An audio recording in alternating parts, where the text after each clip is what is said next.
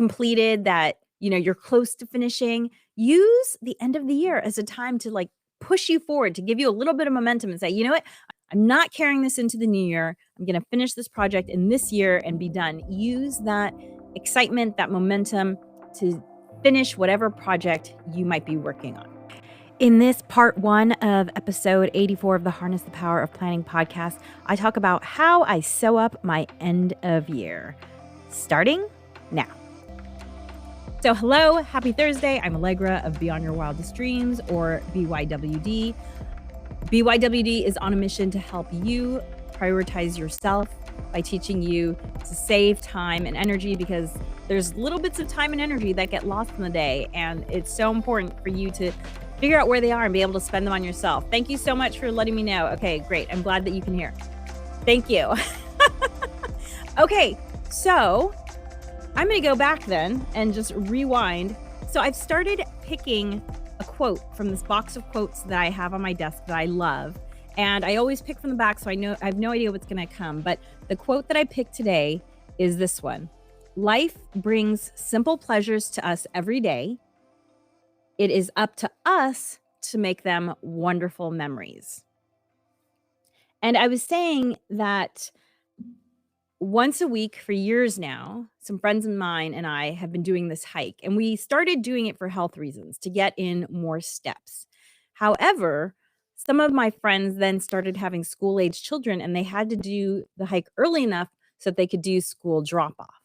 And so we started going earlier and earlier, and then we started coinciding with sunrise, because we didn't want to hike in the dark. And we're like, okay, what time's sunrise? We'll plan the hike for sunrise. And what happened was, this hike that started out being about getting in more steps and spending time with friends started being about seeing the sunrise, because there's just something about a sunrise that just really wakes you up and makes you feel alive. And I was an anthropology major in undergrad. And so I always think about how we evolve to live. And, one of the reasons why a lot of people suffer from inability to sleep well is because we have all this artificial light around us. But we're designed to wake up when the sun comes up and go to sleep when the sun goes down. And so I've realized that there's just something about seeing a sunrise that just makes me feel not just awake, but alive. And some of my friends, we like it so much that we've started doing the sunrise hike twice a week now. And it definitely is invigorating. And so, as Kathy Allen says, there are simple pleasures every day, but we have to turn them into wonderful memories. By seeing the sunrise, by making it part of a hike and time with friends, it definitely is a wonderful memory. It's definitely a highlight of my week, something I look forward to.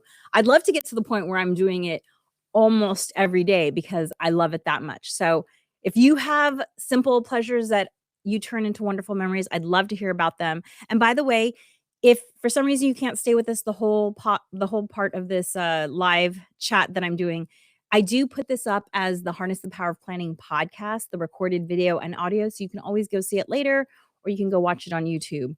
But you can also comment at any time, because I do get the comments whether it's live or recorded. So today's topic, and I have a couple of topics, but it's all about sewing up the year that we are in, the year that's coming to an end, and preparing for the new year. And I know some of you are like, wait a second.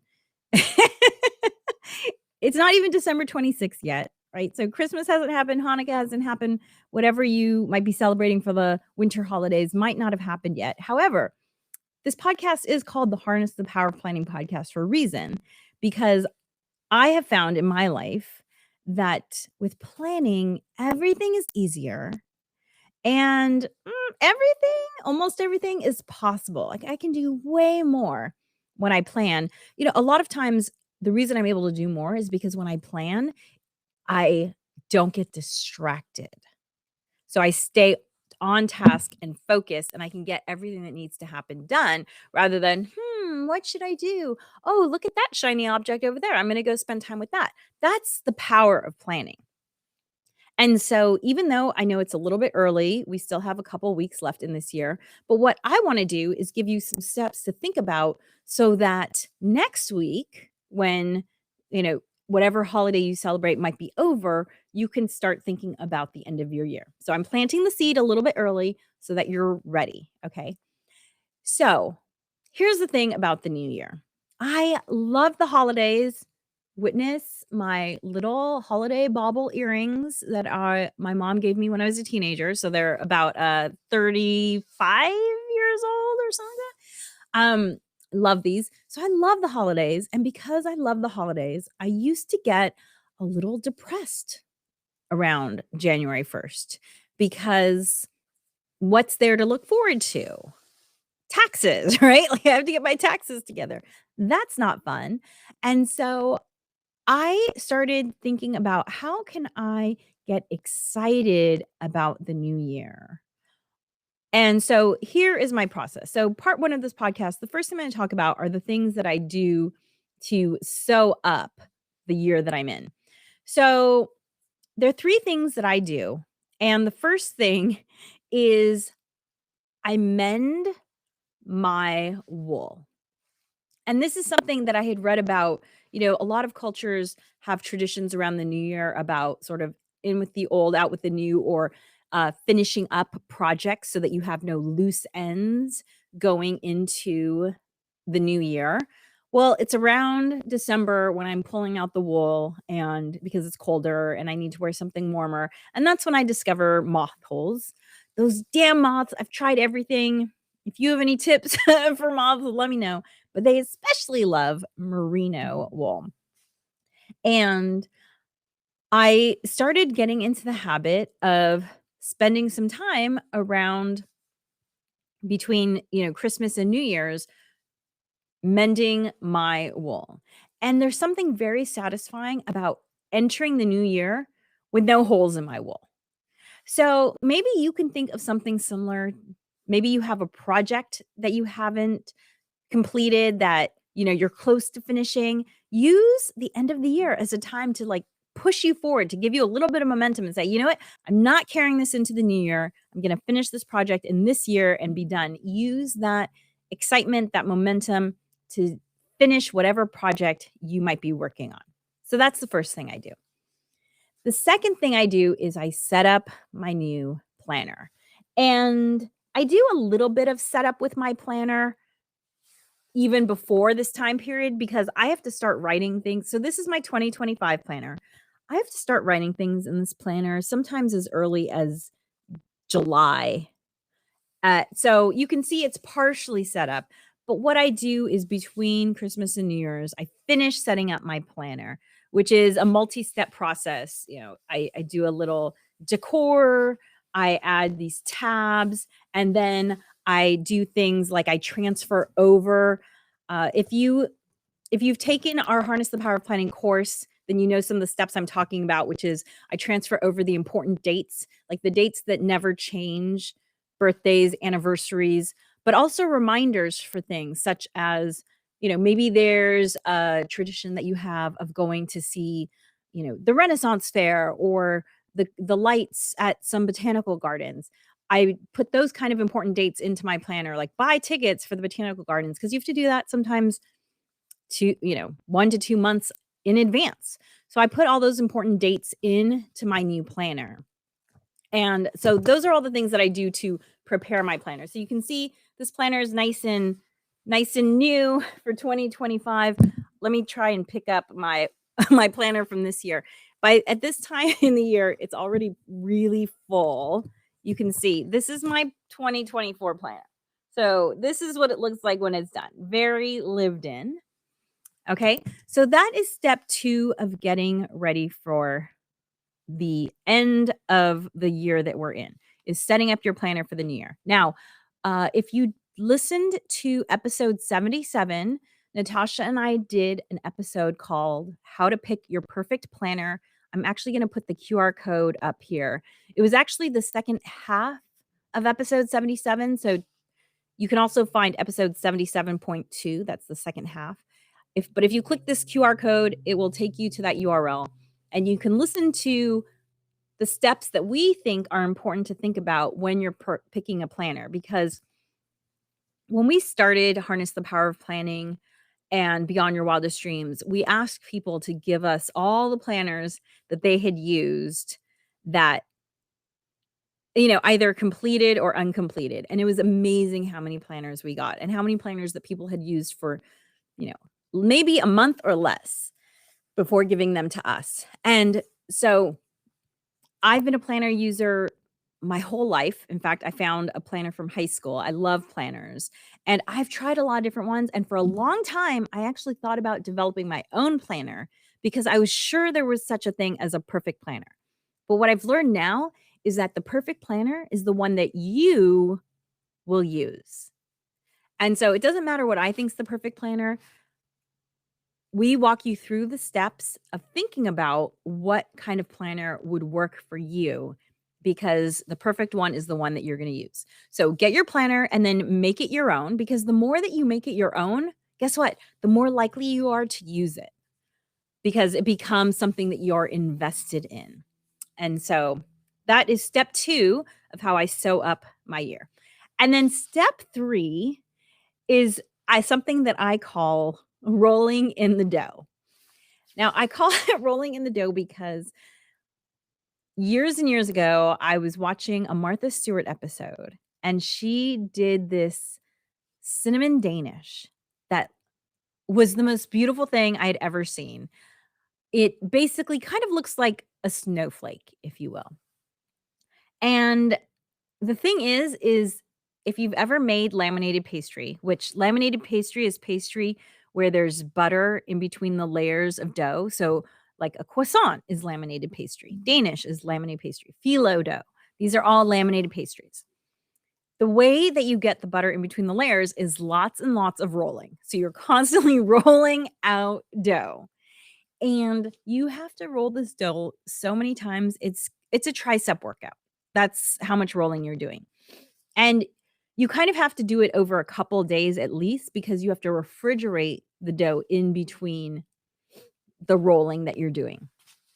So it's very time intensive. And because it's so time intensive, I only make this Danish once, maybe twice a year. And I started to associate it with the holidays just because it's so time consuming and I didn't always have the time to do it during the rest of the year.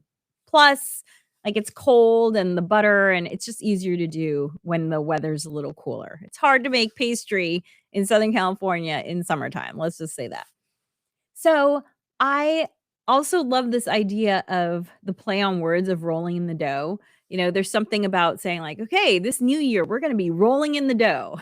And so I just like this idea in all ways. I like the play on words. I like the delicious food. And I like making something this time intensive kind of a holiday tradition.